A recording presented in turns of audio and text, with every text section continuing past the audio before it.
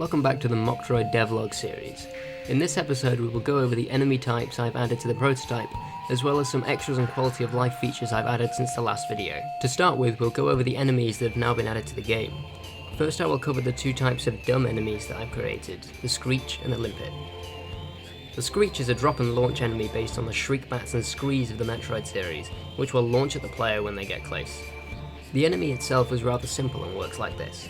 The Screech is linked to a trigger volume, and when the player steps into that trigger volume, the enemy will drop down to a target height and then launch themselves at the trigger volume, detonating on impact and damaging the player if they're nearby. Next is the Limpet enemy. This is another simple enemy that acts as a kind of turret. At a distance, the enemy will be exposed and shoots at the player, but when the player gets close, then the enemy will retract into its shell and is only vulnerable to more powerful weaponry.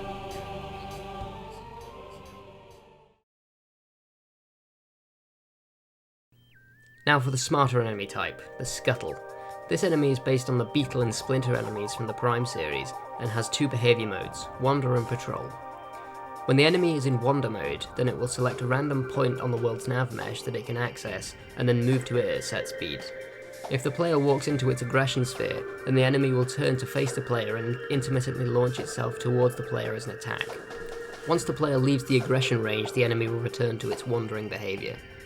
The patrolling version works in a very similar way to its wandering cousin, but instead of selecting random points on the nav mesh to move to, it instead moves between a specified number of patrol points. It has the same attack as the wandering version, and when retreated from, it will return to its patrol route. Now for the extras and quality of life. First on my list was attempting to create a robust system for controlling UI with a gamepad. This is one of the most time-consuming things I've ever undertaken, and I've never managed to create a reliable solution before. Given my limited success and limited time, I first turned to a plugin created by an Epic developer and compiled by community creator Rama that allowed for the control of a mouse cursor with an analog stick. This worked great in the engine, but when it came to packaging the project I was met with build errors. After many failed attempts at trying to fix the issue, I abandoned the plugin and ran the conundrum past a friend of mine, and between the two of us we created a similar system from scratch using the player control to handle input while paused, and an interface to call click events inside widgets.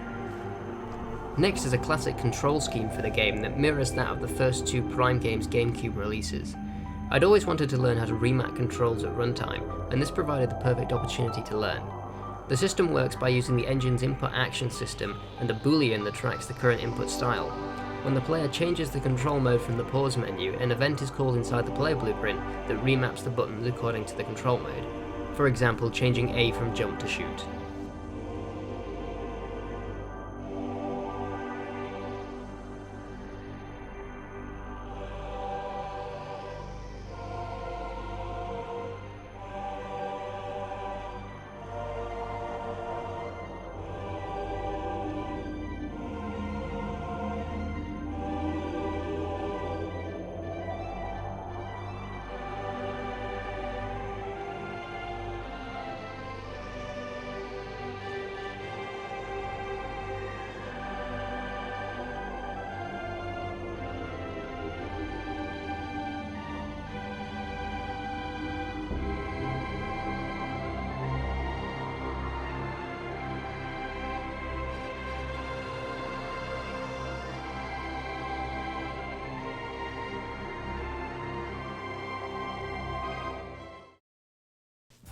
Thanks for tuning into this entry of the devlog. The project is moving completely out of the prototype stage now, and the next installment is planned to be about my level 9 process.